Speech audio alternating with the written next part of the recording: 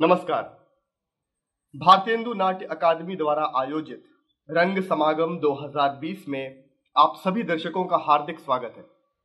आज कोरोना काल में जब जीवन पूरी तरह से स्थिर बना हुआ है, हमारी दिनचर्या काफी अस्त व्यस्त सी हो चली है और हम सब अपने अपने घरों में रहने को विवश है। ऐसे में हमारे माननीय राज्य मंत्री स्वतंत्र प्रभार संस्कृति विभाग उत्तर प्रदेश शासन श्री नीलकंठ तिवारी जी की प्रेरणा से प्रमुख सचिव श्री मुकेश मेश्राम जी, निदेशक एवं विशेष सचिव संस्कृति विभाग उत्तर प्रदेश शासन श्री शिशिर जी के मार्गदर्शन में हमारी अकादमी एक नवीन पहल के साथ आप सभी के समक्ष उपस्थित है। रंग समागम 2020। इस रंग समागम के माध्यम से वेबिनार के जरिए हम जुड़ते हैं कला जगत की उन विभूतियों से जिन्होंने अपने कलाकर्म से अपनी एक विशेष पहचान बनाई है, एक मुकाम हासिल किया है और एक मानक स्थापित किया है। इस कड़ी में आज के हमारे जो मेहमान हैं वो बहुत ही खास है।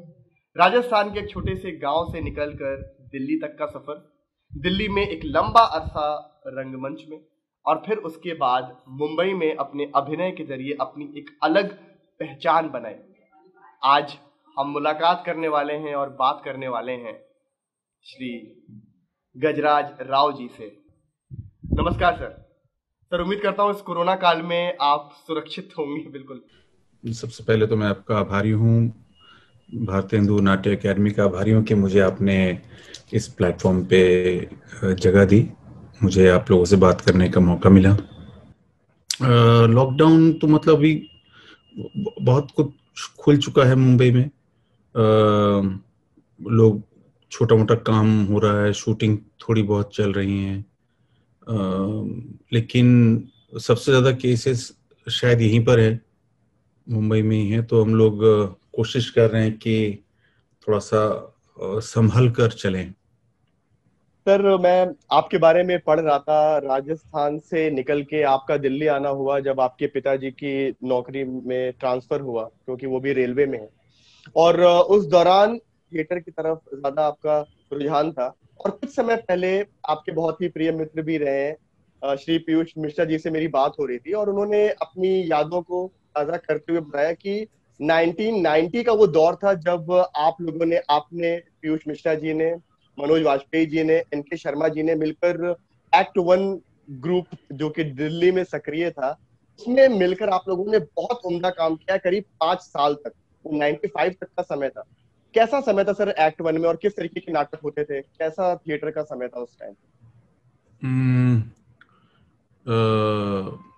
मुझे लगता है कि हाँ, उसका जो मुख्य जो श्रेय जाता है उसका एनके, मनोज वाजपेयी और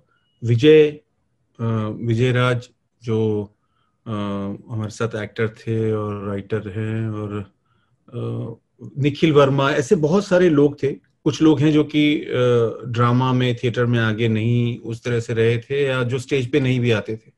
तो ये शुरुआत उन लोगों ने की। ये अरुण कालरा, अतुल कुमार, ये सब तमाम लोग थे जिन्होंने ये एक्ट वन की शुरुआत की। और उसमें भी ये था कि ये एमेचर ग्रुप था, कुछ एक आध प्ले करेंगे और खत्म हो जाएगा। कुछ एक दुर्गा पूजा में कुछ शो था, शायद इस तरह की कुछ बात हुई थी। और अगर हाँ, मरसिया नाटक का नाम था, मरसिया। तो उस और दूसरा नाटक हुआ था इमीडिएटली बाद में, नेटुआ। मरसिया और नेटुआ, ये दो नाटक हम लोगों ने शुरुआत में किए। और उसमें ऐसे ही था कि हाँ, मैं अजय चौहान, एक हमारे मित्र, वो उससे जुड़े और उन्होंने बोला कि भैया एक ग्रुप बना है और एक प्ले कर रहे हैं, तो और पैसे मिलेंगे। सबसे इम्पोर्टेंट था कि कुछ 500-800 रुपए की बात हुई थी पर शो। तो ऐसे 2-3 शो होंगे। और आपको मालूम है कि थिएटर में कितनी दिक्कतें रहती है, हिंदी थिएटर में पैसों की किल्लत होती है। तो मुझे लगा हाँ, ये कर लेना चाहिए। तो पैसे तो कभी नहीं मिले, लेकिन 10-15 दिन में ही ऐसा कुछ हो गया सौरभ, की वो ऐसा लगा कि जैसे कुछ पिछले जन्म का नाता रहा है इन तमाम लोगों से। और वो मेरे जिंदगी का सबसे इम्पोर्टेंट पड़ाव है एक्ट वन। और उसके बाद एक आध साल बाद पीयूष मिश्रा ने ज्वाइन किया, फिर उसके कुछ समय बाद आशीष विद्यार्थी आ गए। तो ऐसे थोड़ा कारवां थोड़ा थोड़ा बढ़ता चला गया। और जो ये सबसे इम्पोर्टेंट बात है कि जो हमारे नाटक थे वो ऐसा नहीं होता था कि लाइब्रेरी से किताब उठाई और चलो नाटक कर लेते हैं। हम लोग जो एनके, खासतौर पे एनके कुशरे जाना चाहिए, एनके शर्मा जिनको हम पंडित जी बोलते हैं, तो वो कहानियां चुनते थे, नॉवेल्स चुन के उसको अडेप्ट करना। जैसे नेटुआ जो कहानी थी, वो रतन वर्मा एक लेखक हैं, उनकी एक कहानी थी, तो जिसको मनोज वाजपेयी, अनीश, विजय, 5-6 लोगों ने मिल के उसका नाटक बनाया। तो वो इस वजह से क्या हो रहा था कि बड़े रेलेवेंट नाटक हो रहे थे, मतलब जो समसामयिक जिसको बोलते हैं ना, वैसे नाटक हो रहे थे, जो कि दर्शकों के लिए ऐसा नहीं था कि ये कुछ एक क्लासिक देखने जा रहे हैं। क्लासिक से मुझे ऐतराज नहीं है, मुझे बड़े पसंद है, लेकिन ऐसा नहीं था कि कोई नाटक लिखा हुआ जिसको खाली एकेडमिक नॉलेज के लिए देखने जाना है। तो बड़ा कॉन्टेम्प्रेरी होता था।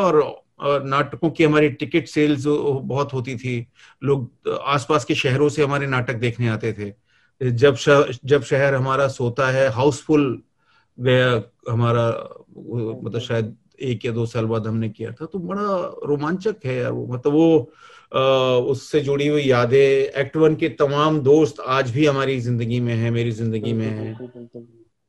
तो वो इस समय को याद करके, क्योंकि मेरी पीयूष सर से बात हो रही थी, वो भी बहुत, क्योंकि मैंने उनकी आंखों में वो चमक दिखी थी जिस समय वो एक्ट 1 के बारे में बात कर रहे थे, और वो भी बताते हैं कि उनका वो गोल्डन टाइम चल रहा था।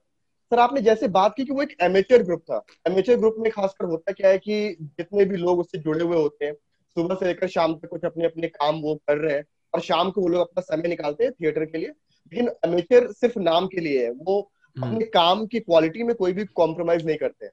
जी जी, सर बिल्कुल सही ऑब्जर्वेशन है आपके। यस यस सर, मुझे इस समय आपकी एक बात याद आ रही है कि आप थिएटर करने के साथ साथ आपने ये भी तय किया था कि मैं घर से पैसे नहीं लूंगा। तो कितना मुश्किल होता था, पैसे वगैरह कैसे मैनेज होते थे, क्योंकि थिएटर में पैसा नहीं था उस समय। यार मैं बड़े हम्बल बैकग्राउंड से हूँ। मेरे फादर जो थे वो किसी तरह से हमारा घर बार चलता था, और खाने पीने में कोई कमी नहीं थी, कि खाना वाना या स्कूल की वर्दी और वो सब में कभी कोई कमी नहीं रही। लेकिन जो खर्चे बहुत होते थे, निम्न मध्यम वर्गीय परिवार में कोई बीमार हो रहा है, रिश्तेदार, कोई शादियां हो रही हैं, और पिताजी बड़े थे ससुराल में भी और मायके में भी, उस तरह से अपने अपने घर में भी। तो उस लिहाज से वो जिम्मेदारियां कुछ वो ले लेते थे और कुछ आ जाती थी उनकी वजह से। तो मैंने शुरू से देखा, जैसे नाना जी का कैंसर का ट्रीटमेंट हुआ, बहुत साल तक मैं बच्चा था उस वक्त, तो कर्जा हमेशा रहता था। तो वो मुझे लगता है कि कहीं पे मुझे स्वतः ये चीज मुझे थी, समझ थी कि मुझे इनसे पैसे नहीं लेने हैं। मैं मतलब मुझे बड़ा गिल्ट होता था, और मैं अपने जो मेरी जरूरतें थी किताबों की या कपड़ों की, वो मैं उसके लिए छोटा मोटा काम करता था। और फिर उसके बाद जब ये देखा कि पिताजी को जरूरत है, तो उसके लिए भी मुझे लगता था कि हाँ, जो भी धन हो तो मैं उनको दे पाऊं, जितना भी दे पाऊं। तो रुपए की जो कीमत है, या जो पैसा कितना इम्पोर्टेंट है, उसकी शायद मुझे बहुत पहले से समझ थी। तो फिजूल खर्ची नहीं थी जिंदगी में, शाख खर्ची नहीं थी बहुत। तो जब मैं थिएटर कर रहा था, तो वो जो मतलब फुल टाइम काम वाम छोड़ के और थिएटर करना जब शुरू किया उस तरह से, तो ये लगा कि अब इसके साथ साथ क्या कर सकता हूँ मैं। तो पार्ट टाइम कुछ अखबार में लिख लिया, तो वो था। लेकिन वो एक पूरा वक्फा था, शायद कह सकता हूँ 2-3 साल का, कि जब मेरी कोई कमाई नहीं थी, मैं बहुत हैंड टू माउथ था, और घर वालों से पैसे जाहिर सी बात है नहीं लेता था। लेकिन मेरे जो एक्ट 1 में दोस्त थे, वो बड़े दरिया दिल लोग थे ज्यादातर, जो और सक्षम परिवारों से थे, जहां पर धनी लोग थे। अच्छा। धनाढ्य नहीं थे, लेकिन मुझसे अच्छी स्थिति में थे। सुजीत सरकार कहिए, या शेफाली कहिए, या अरुण कालरा, या अतुल कुमार, ये तमाम लोग थे, अच्छी स्थिति में थे। और जब जरूरत होती थी तो वो खुद से पैसे जेब में डाल देते थे इनके। तो ये मुझे लगता है कि वो बड़ा बड़ा कमाल का एक एनवायरनमेंट बना हुआ था, और मैंने पहली बार जिंदगी में ऐसा महसूस किया था कि लोग दूसरों की तकलीफों को इस तरह से समझ के हेल्प कर सकते हैं। सर ये जो एक्ट वन ग्रुप था, क्योंकि मेरी अभी कुछ दिन पहले जब पीयूष सर से बात हो रही थी, उन्होंने बताया कि नेशनल स्कूल ऑफ ड्रामा उनका खत्म होने के बाद उन्होंने एक्ट वन ग्रुप ज्वाइन किया था, और नेशनल स्कूल ऑफ ड्रामा में रहते हुए उन्होंने बिल्कुल भी एज एन एक्टर कुछ पढ़ाई नहीं की थी। पढ़ाई लिखाई में उनका भी बिल्कुल भी लाइक ये बोले कि उनका कोई इंटरेस्ट नहीं था। एक्ट वन ग्रुप ज्वाइन करने के बाद उन्होंने ऐसा बताया कि इतना वो पढ़ाई का भी माहौल था। एनके शर्मा जी आप लोगों से भी बोलते थे कि अच्छा एक्टर बनना है तो पढ़ने की भी बहुत आवश्यकता है। हालांकि आप पढ़ाई से भागते हुए आ रहे थे, क्या वहां पर रहकर देखने का कुछ मौका मिला चीजें और समझने का?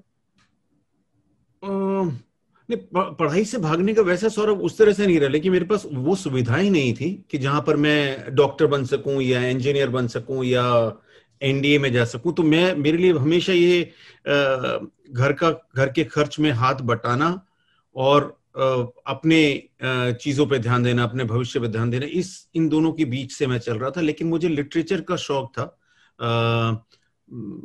सोवियत कल्चर हाउस था वहां पे, मंडी हाउस के नजदीक। तो वहां पे अनुवादित किताबें बहुत होती थी, चेखव और पुष्किन की। वो मैं पी चुका था।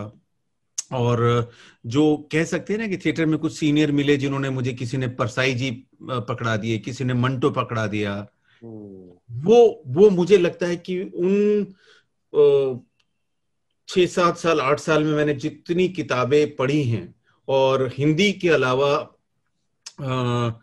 ये साहित्य अकादमी की जो लाइब्रेरी है वहां पर, रविंद्र सदन, दूसरी भाषाओं के अनुवाद, बंगला भाषा की कहानियां या मलयालम भाषा की कहानियां, उनके अनुवाद जो मिले, वो मेरे लिए गजब था एक्सपीरियंस। और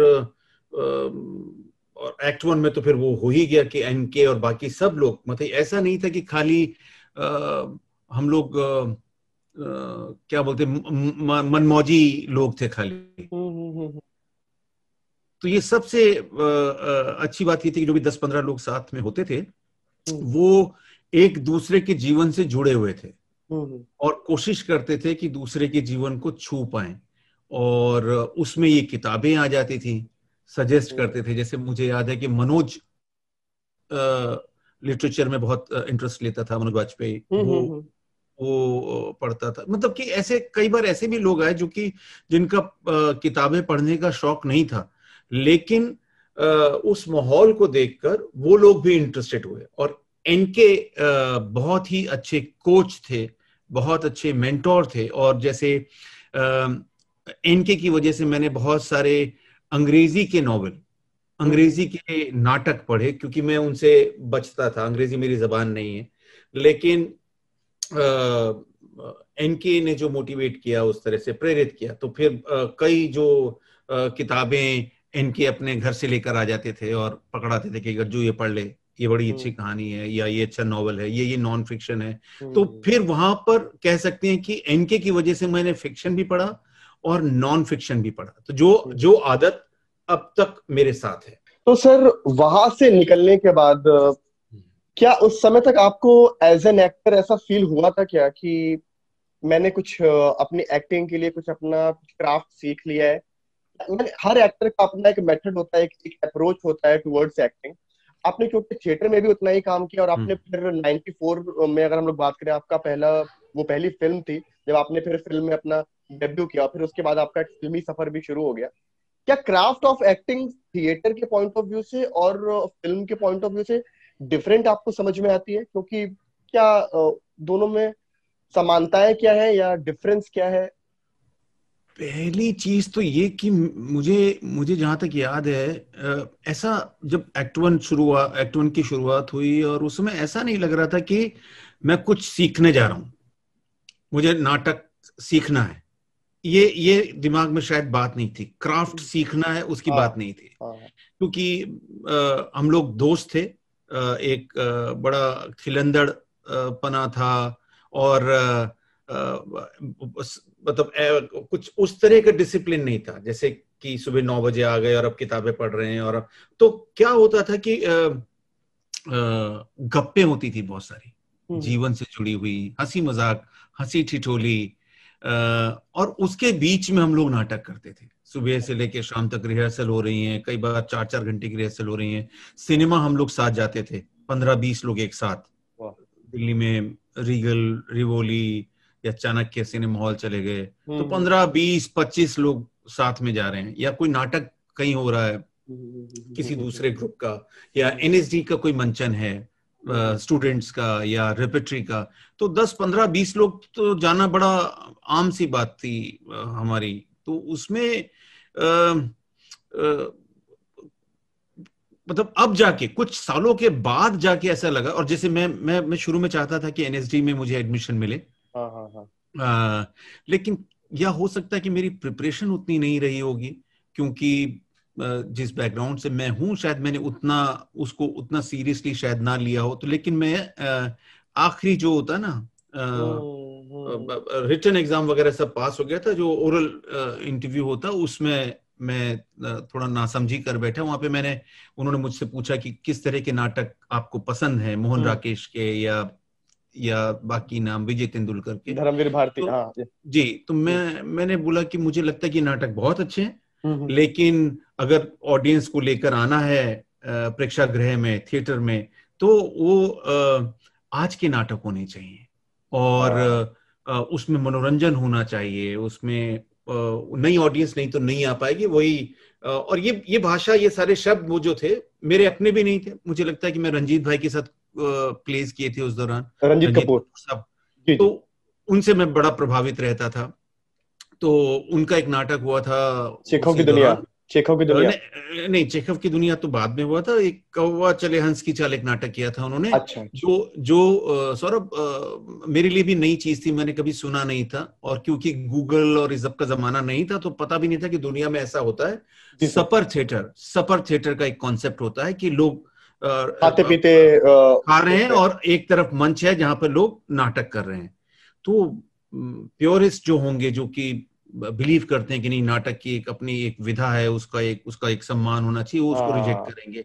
लेकिन रंजीत भाई का ये कहना था कि ये भाई, जब तक नई ऑडियंस नहीं आएगी तो नया रक्त संचार नहीं होगा थिएटर में, और वो बहुत जरूरी है। तो वो समय के साथ चेंज करना चाहिए, हर क्रिएटिव आदमी को, हर क्रिएटिव विधा में नई चीजें आनी चाहिए। वो उसका बड़ा सम्मान करते थे रंजीत भाई। हम्म। तो और वो बड़े सक्सेसफुल हुए थे नाटक, जबकि मैं भी संकोच में था कि कैसे होगा, लेकिन उसके 3-4 शोज हुए थे दिल्ली में।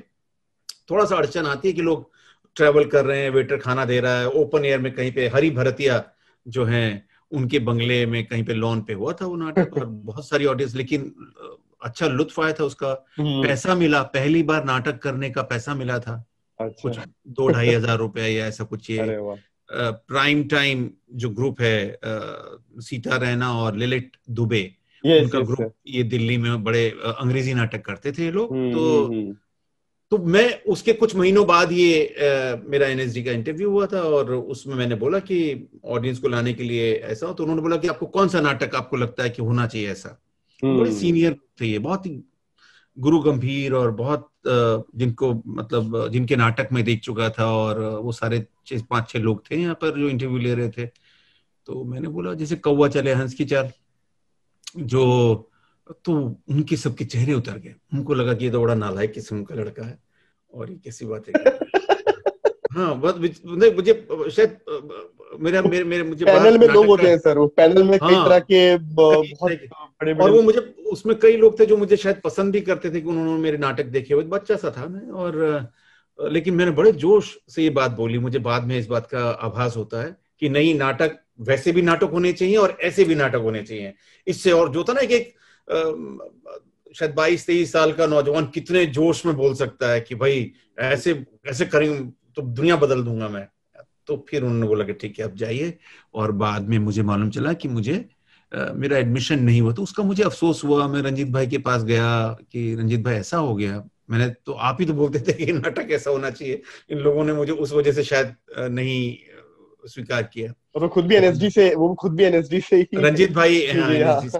तो उनको दुख हुआ, लेकिन उन्होंने बोला कि नहीं गजराज, तुम जो जिस तरह का काम कर रहे हो, हम्म। और तुम्हें इसकी चिंता नहीं करनी चाहिए। तुम यहाँ मेरे साथ काम कर रहे हो और एक्ट 1 है बाहर और ये सब है। हम्म। तो फिर जैसे ऐसे फैंटेसी हुआ कि कहीं यहाँ नहीं तो कहाँ जाएं, विदेश में चले जाएं कहीं पे, या एफटीआई में कोर्स एक्टिंग का नहीं होता उस वक्त, शायद नहीं था, फिल्म डायरेक्शन का कोर्स था। तो वो अफसोस रहा मुझे अभी तक है कि हर इंसान को जो भी ड्रामेटिक्स में आना चाहिए उसको किसी ना किसी कहीं ना कहीं ट्रेनिंग जरूर करनी चाहिए इंस्टीट्यूट में, उससे थोड़ा सा आप पॉलिश हो जाते हैं। कोई ऐसा तो नहीं है कि इंजेक्शन मिलता है आपको, लेकिन मुझे लगता है कि थोड़ा आदमी थोड़ा पॉलिश हो जाता है। और वो हम लोग खुशकिस्मत थे कि एक्ट 1 में रहते हुए हम लोगों ने इतनी मेहनत की, इतना ज्यादा अच्छा काम हुआ उस दौरान कि बाद में जाके उसका असर हुआ, बाद में जो समझ पनपी। उस दौरान तो ऐसा नहीं लग रहा था कि हम लोग कुछ क्राफ्ट सीख रहे हैं या कुछ हो रहा है, वो सब जीवन भी सीख रहे थे, नाटक भी सीख रहे थे, उसके साथ साथ जैसे ये तमाम लोग की, मनोज वाजपेयी जिनका अपना एक लंबा संघर्ष था, बिल्कुल वो संभव ग्रुप में थे, वो आशीष जो एनएसडी से पास आउट होकर आए थे, तो वो उनके नाटक मैंने देखे थे कुछ, अनटचेबल या मुल्क राजानंद का एक नाटक हुआ था। और एक कौन सा नाटक और हुआ था पारसी शैली में, रुस्तम सोहराब, रुस्तम सोहराब है कर्नाटक। हाँ, तो रुस्तम सोहराब हुआ था, और जिसको उनका नाम भूल रहा हूँ, बहुत वो सीनियर हेमा सिंह। नहीं नहीं नहीं नहीं नहीं, एक बुजुर्ग थे, तो उस वक्त 80-90 साल के थे, वो आए थे, यूपी से आए थे, बड़ा ये नौटंकी शैली और उर्मिल कुमार थपलियाल तो नहीं थे? नहीं नहीं नहीं नहीं नहीं नहीं, अरे अच्छा, यार वो तो अभी इतने एजेड नहीं है। अरे यार वो पारसी शैली के नाटक कर, मैं उनको मिला था, मैं उनको वो पारसी शैली में ही नाटक करते हैं। हाँ, बड़े, और एकदम उनकी आवाज में जो लय थी और जो बोलने का अंदाज, क्योंकि उस तरीके के नाटक ही होते हैं, वो पारसी शैली के नाटक ही हाँ वैसे होते हैं। जी जी। तो तो वो साथ मैं ईर्ष्या भी होती थी कि जो स्कूल में नाटक हम्म। देखिए, और वो जो कॉस्ट्यूम्स और जो सुविधाएं जो मिलती हैं।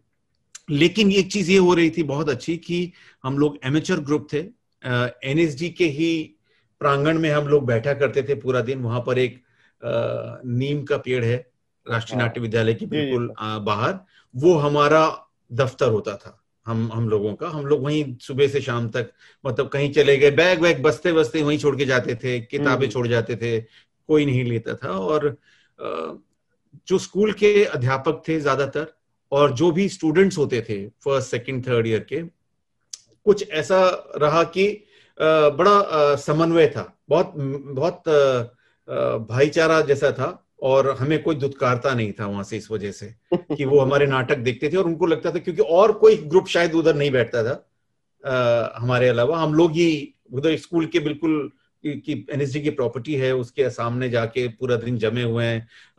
गर्मियों के दिन में हम अंदर स्कूल के अंदर चले जाते थे पानी पीने के लिए, ठंडा ठंडा फ्रिज लगा हुआ था वहां पे बड़ा।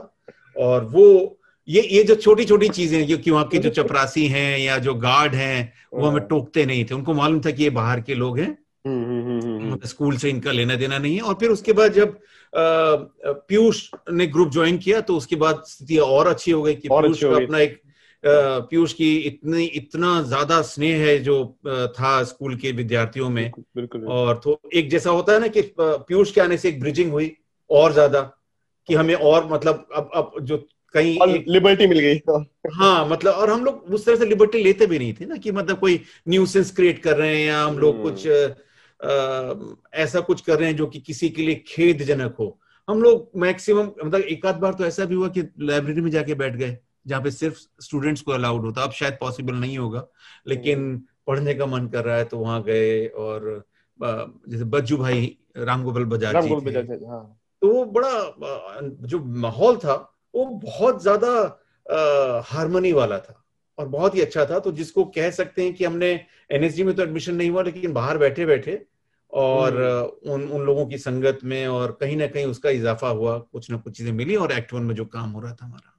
सर उस दौरान मैं अगर बात करूं, बहुत मैं तो मतलब मानता हूं, और दिग्गज एक्टर्स काम कर रहे थे। आप थे, पीयूष मिश्रा जी थे, मनोज वाजपेयी जी थे, आशीष विद्यार्थी जी थे, उस समय जिस तरीके की अप्रोच है, जिस तरीके की एक्टिंग थी, और आज हम लोग इन सारे एक्टर्स के काम देखते हैं, वो काफी कुछ आपको सर, क्योंकि आपने उनके साथ जुड़कर और रहकर उस समय भी उनका काम देखा है थिएटर में, जिस समय चीजें बन रही थी और हम्म। आज आप काम देखते हैं, कितना हम्म। अंतर समझ में आता है सर अप्रोच टुवर्ड्स एक्टिंग में, या किसी भी कैरेक्टर को तैयार करने में, या जिस तरीके की बॉडी लैंग्वेज है, या पूरा एक ओवरऑल जो तैयारी है, कितना डिफरेंस समझ में आता है उस समय में और आज के समय में सर, इन एक्टर्स को अगर आप देखते हैं?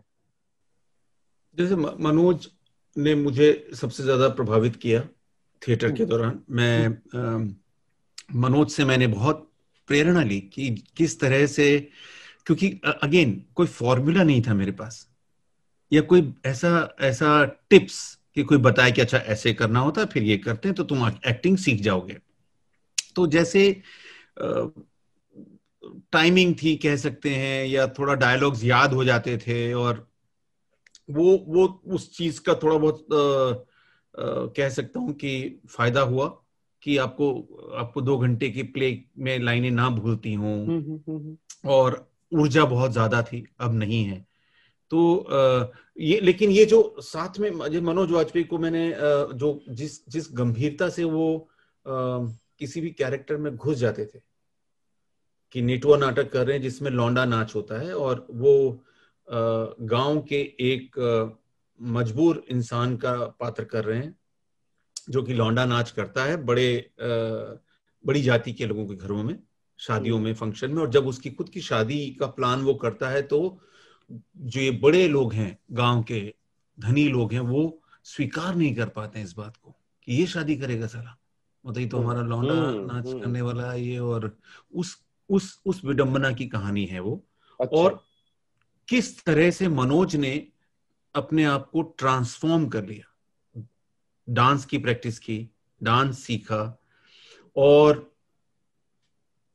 उसका जो जो एक एक एक अग्रेशन था, जो उसका गुस्सा था कैरेक्टर का, वो उसको लेके चलता था थ्रू आउट रहता था उसके पास में।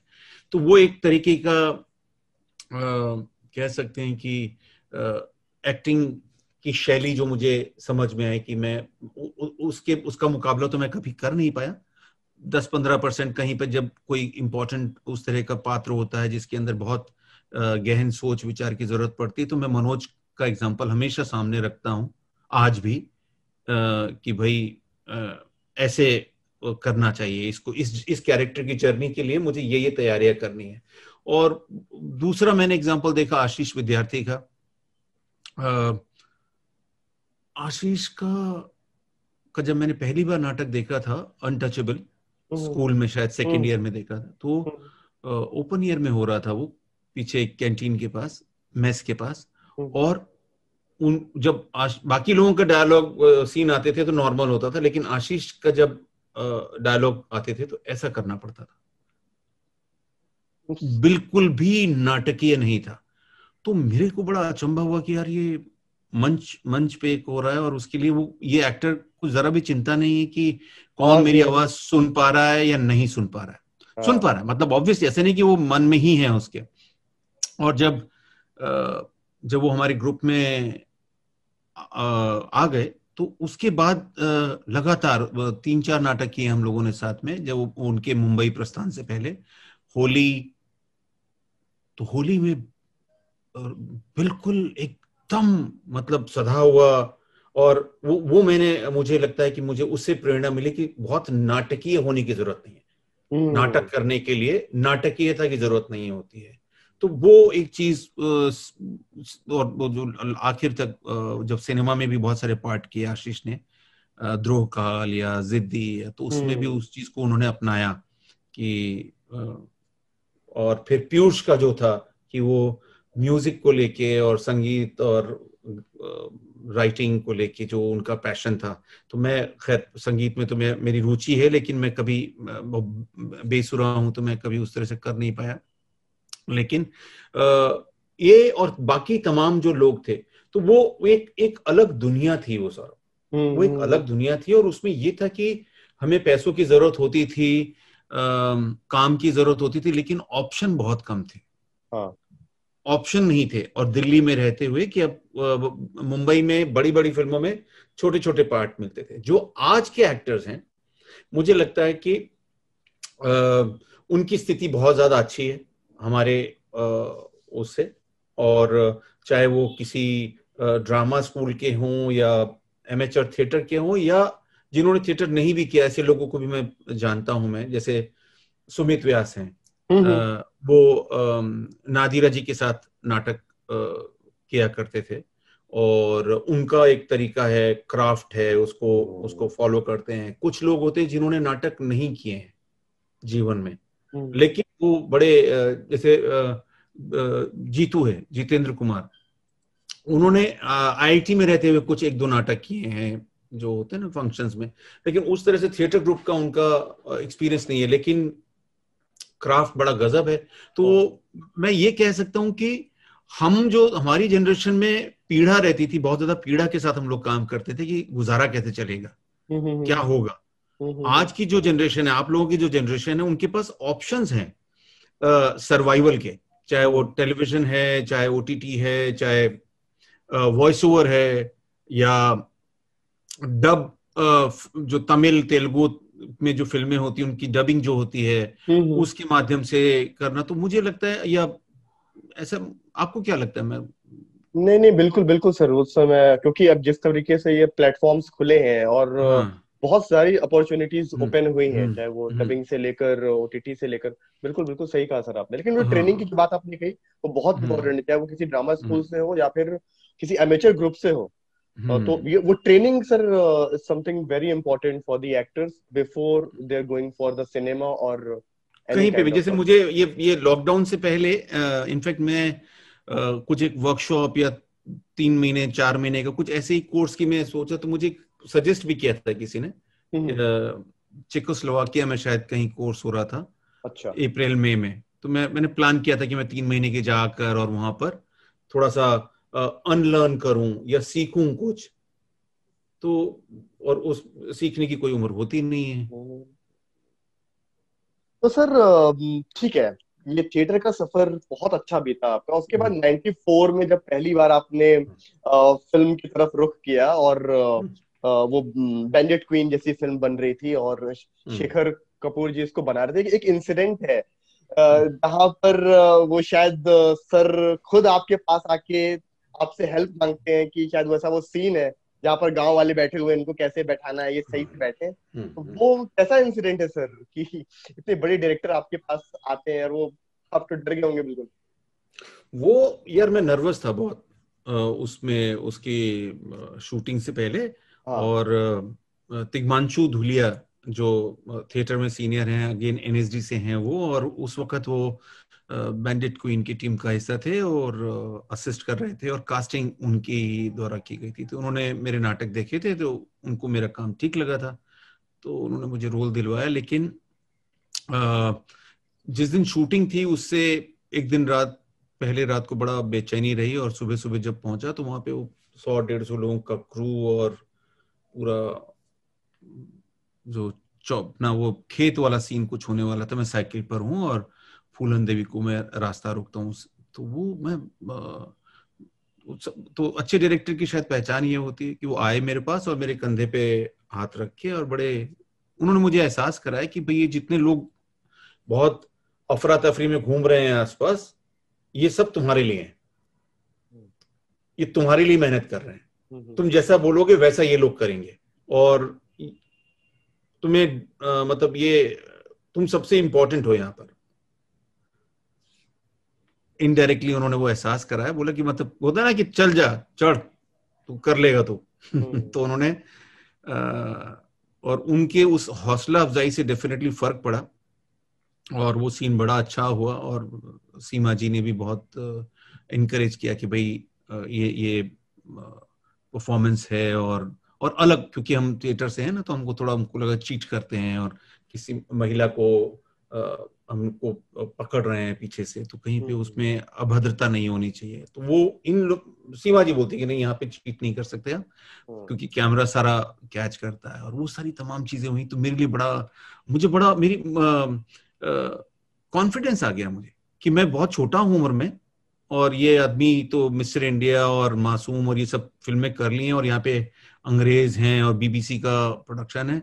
तो फिर उसके कुछ रोज बाद ये शूट था जिसके अंदर चौपाल मतलब पंचायत बैठी है, जिसमें बड़ी कास्ट के लोग और छोटी कास्ट के लोग, और वो सारा सेटअप ऐसे हुआ था कि एक तरफ ये लोग बैठे हैं, एक तरफ ये है, और फूलन की फैमिली बैठी है। और ऐसे शेखर जी ने 3-4 घंटे लाइटिंग वेटिंग हो चुकी थी, और उन्होंने पूछा कि और बता कैसा लग रहा है, ऐसे ही होता है, तू तो गांव से है ना, तो ऐसे ही होता है क्या? तो मैंने कहा मैं सर गांव जाता रहता हूँ ना, वहाँ पे डिस्क्रिमिनेशन बहुत ज्यादा होता है, ऐसे एक लेवल पे कभी बैठने नहीं देते हैं, ये आयरनी है ये। तो बोले कैसे होता है? तो बोले कि हमारे यहाँ तो ऐसे होता है कि एक तरफ अगर ये जो ऊंची जाति के लोग बैठे हैं और फिर उसके थोड़ा सा गैप देके नीचे नीची जाति के लोग होंगे, उनकी जूतों की जगह भी अलग अलग होगी।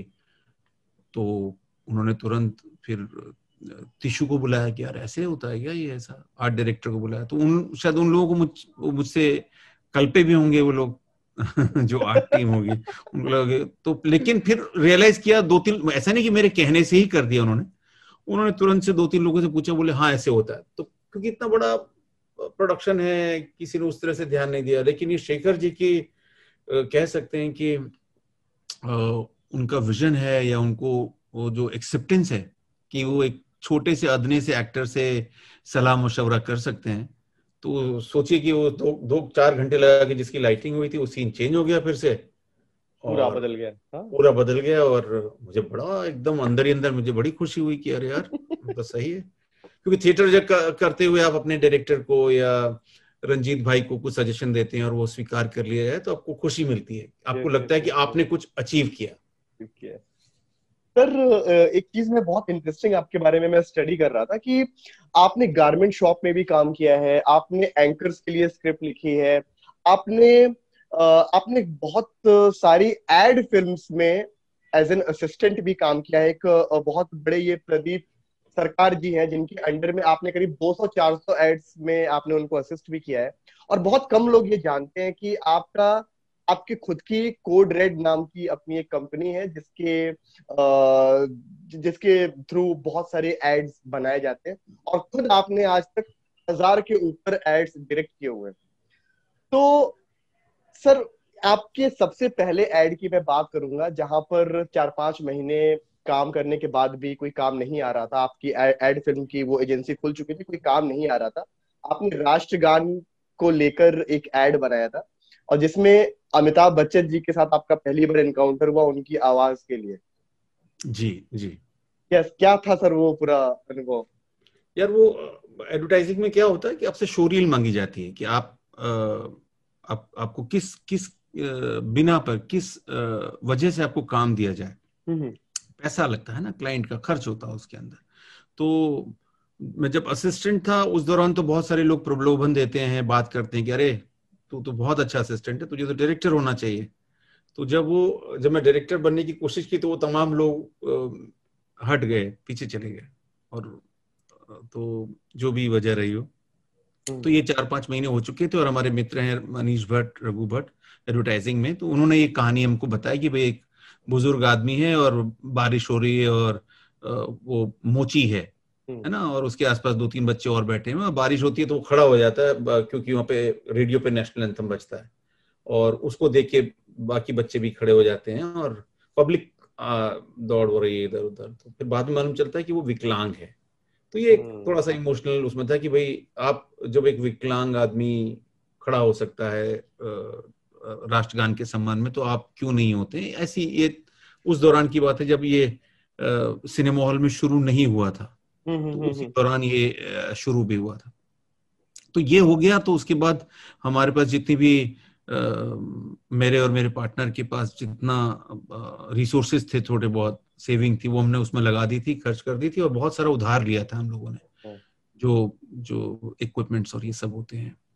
और बहुत प्रेशर था हमारे ऊपर, तो बन गया। और बनने के बाद उसमें अब ये हुआ कि इसको हम लोग शेयर कर रहे थे टीवी चैनल्स को, क्लाइंट्स को दिखा रहे थे। तो 2-2.5 मिनट की लंबी कहानी थी, तो लोगों को लग रहा था कि ये नहीं चल पाएगा, क्योंकि बाजार जो बड़ा हावी होता है ना क्रिएटिविटी पर हमेशा। तो क्योंकि स्पॉट्स जो है 20 सेकंड 30 सेकंड में बिकते हैं। बिल्कुल।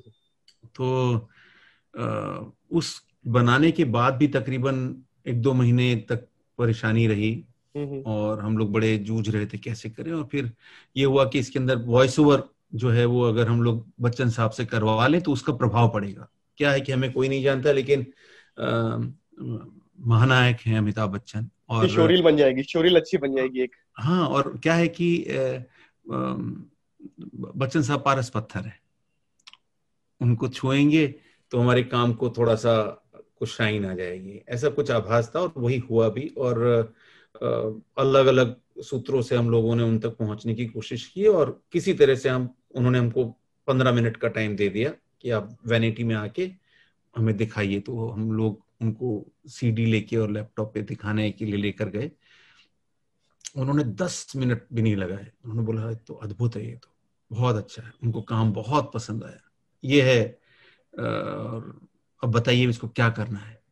तो उनको बताया कि सर ये इसका वॉइस ओवर जो है राष्ट्रगान के सम्मान में शर्म कैसी, राष्ट्रगान का सम्मान देश का सम्मान, वो राष्ट्र का सम्मान, ये सब था। तो उन्होंने अगले 2-3 रोज में हमें टाइम दे दिया। कहीं पे वो डबिंग कर रहे थे किसी फिल्म की, वहां स्टूडियो में बुलाया उन्होंने, उसकी रिकॉर्डिंग की उन्होंने हिंदी और अंग्रेजी दोनों में अपने आप से। और सोचिए ना कि कितना उन्होंने ख्याल रखा इस बात का कि ये एक छोटा प्रोडक्शन हाउस है और नए लोग हैं और ये अलग से रिकॉर्डिंग स्टूडियो लेंगे तो इनका खर्चा हो जाएगा। तो किसी नामचीन प्रोड्यूसर का डबिंग चल रहा था और उसी में हमको उन्होंने आधा घंटा दे दिया। और वो जब बच्चन साहब की वॉइस के साथ हम लोगों ने शेयर किया 2-3 चैनल्स के साथ, तो सबसे पहले एनडीटीवी से जवाब आया, दिबांग उस वक्त थे वहां पर, और दिबांग की तरफ से आया कि भाई अब जल्दी से, दिबांग थे और हाँ राइट, तो वो जल्दी से अब ये सीडी अपना इसका डीवी भिजवाइए, उसमें छोटी कैसेट होती थी, वो भिजवाया गया। ये 13 अगस्त को हमने भेजा होगा, 12 या 13 अगस्त को, और 14 अगस्त को हमें लगा कि एक बार स्क्रीनिंग हो जाए। मतलब क्या होता है कि आप एडवर्टाइजिंग में आपने अपने से बना लिया लेकिन वो एयर नहीं हुआ या चला नहीं तो उसका फिर उतना प्रभाव नहीं होता। हमें लगा 1-2 बार चल जाएगी तो हम लोग बता पाएंगे एडवर्टाइजिंग एजेंसी में जाके कि भाई हमने ये फिल्म बनाई है और इस चैनल पे रिलीज हुई है ये फिल्म। तो मालूम चला कि वो 14 अगस्त और 15 अगस्त को हर 10 मिनट में उन्होंने वो फिल्म एयर की, हर 10-15 मिनट में तो हो रही थी बार बार। बस हिंदी एनडीटीवी पे भी और अंग्रेजी पे भी। तो क्योंकि हमारे पास दोनों वॉइस ओवर थे, और फिर उसके बाद उसका इतना प्रभाव हुआ कि हमें अगले हफ्ते 10 दिन के अंदर ही काम मिलना शुरू हो गया और थोड़ा बहुत रोजगार आना शुरू हो गया। तो आगे सर ऐसी भी योजना है कि फिल्म भी डायरेक्ट करने का सोच रहे हैं आप एज अ डायरेक्टर?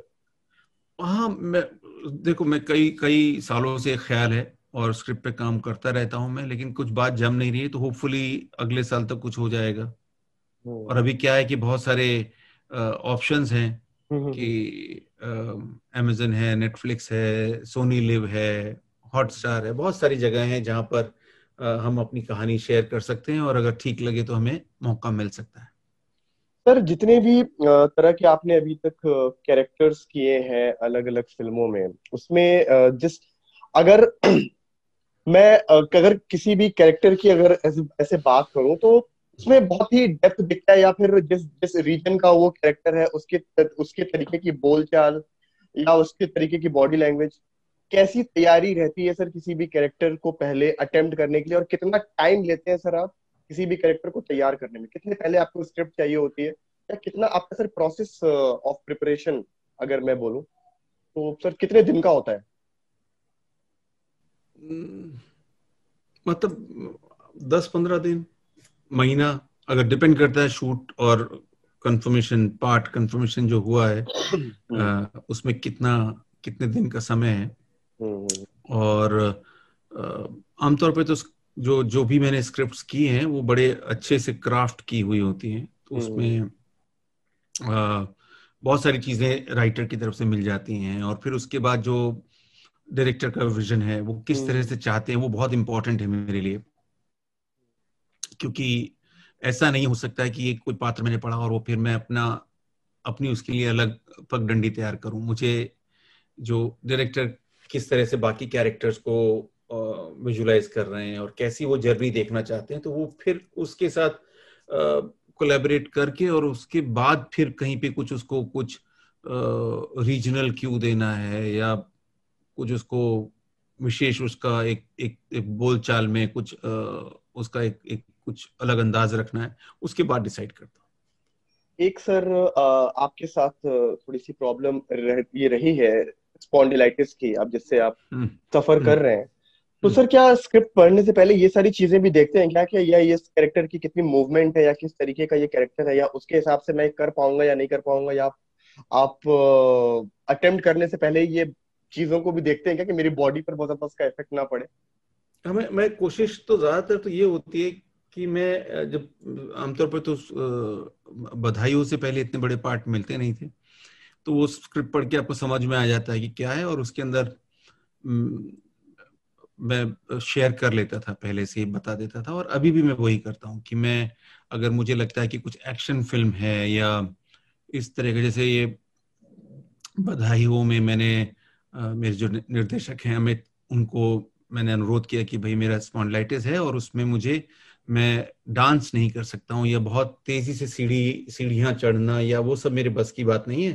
तो अगर आप मतलब ऐसी जो ड्रॉबैक्स हैं या जो मेरे परेशानियां हैं उससे आपको तकलीफ तो नहीं होगी, तो वो उनको लगा कि नहीं ऐसी कोई बात नहीं। उसी तरह से शुभ मंगल ज्यादा सावधान में जब मैंने पढ़ा और मुझे हितेश ने बड़ा डिस्क्राइब किया कि वो जो एक्शन सीन होगा, अगर आपने फिल्म देखी हो तो उसमें जो शंकर त्रिपाठी लाठी से पीटता है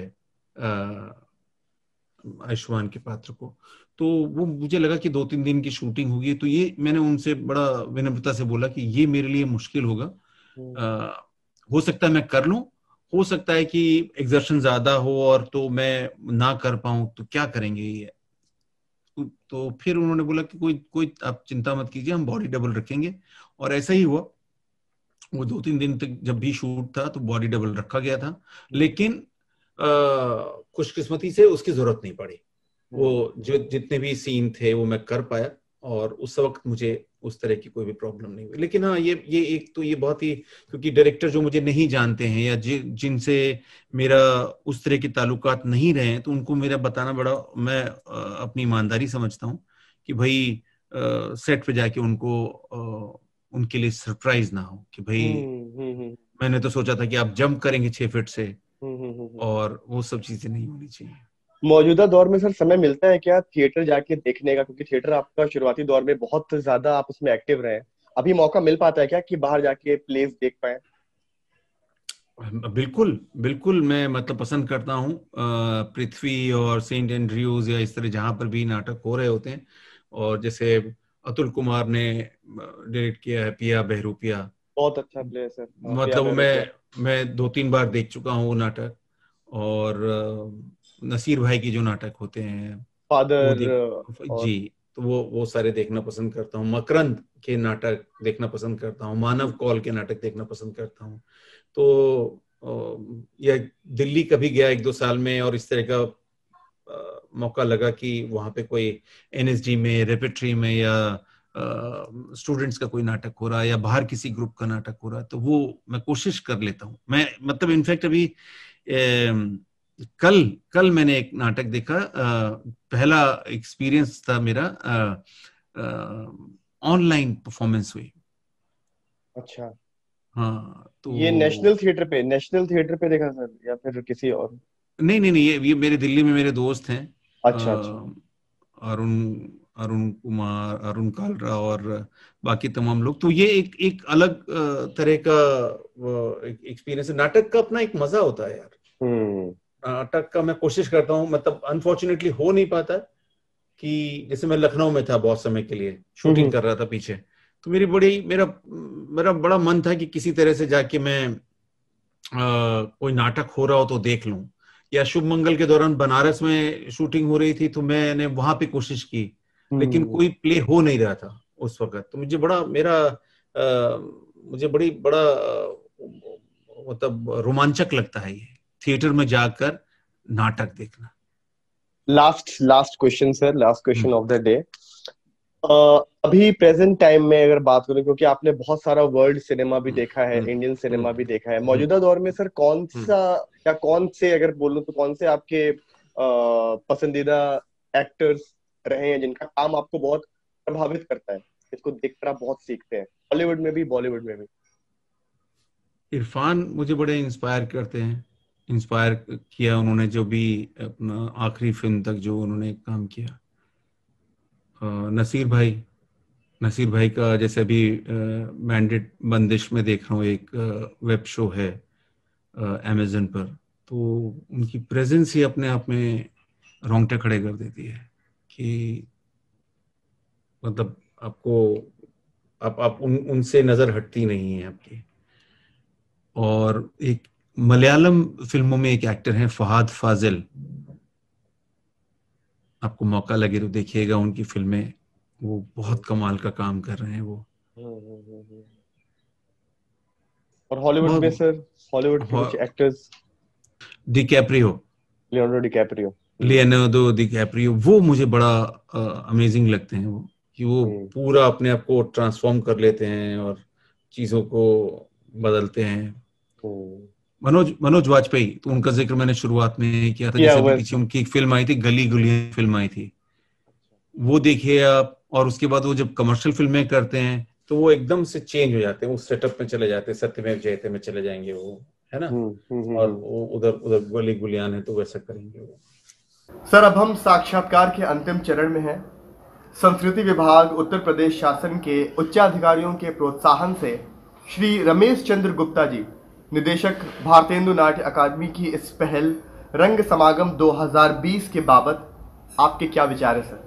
रमेश जी को मैं अभिवादन करना चाहता हूं कि ये बहुत अच्छी बात है, और रंगमंच से जुड़ी हुई चीजों को, रंगमंच से जुड़े हुए लोगों के का ये इस तरह का वार्तालाप हो, तो जो बाकी लोग जिन तक हम लोग नहीं पहुंच पाते, हमारी बातें नहीं पहुंच पाती हैं, उन तक ये बातें पहुंच पाएंगी। बहुत बहुत धन्यवाद सर, बहुत बहुत धन्यवाद। धन्यवाद।